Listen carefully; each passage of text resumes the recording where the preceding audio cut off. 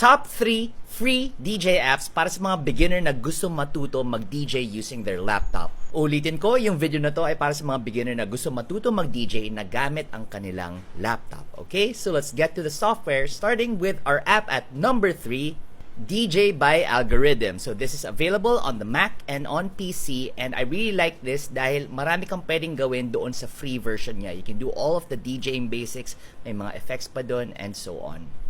Mamaya kung naisip mo na gusto mo talaga mag-DJ and gusto mong bayaran yung software na to, you can also use it with up to 5 different devices. So sabihin natin, meron kang Mac, meron kang Windows na computer, may Android ka na tablet, meron kang iOS na phone, you can use it on all of those. Cross-platform siya, kumbaga. Now, our number 2 app is Serato DJ Lite. So, Serato is a very popular DJ software na ginagamit ng maraming professional, pati intermediate na DJs dahil sobrang simple ng interface niya and it's something that just works, it's very stable.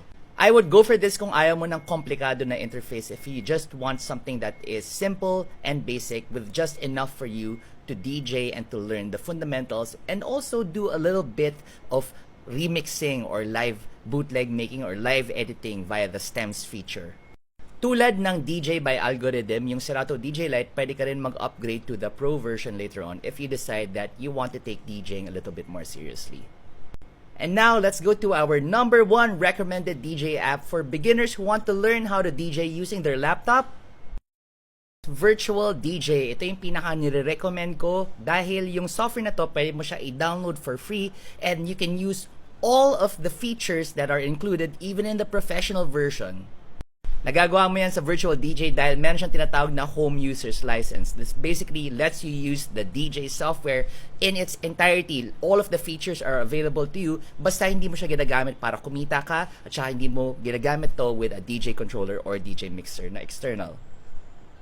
So check out those top 3 beginner DJ apps and let me know if there's any other DJ software that you use and tell me why you think it's good.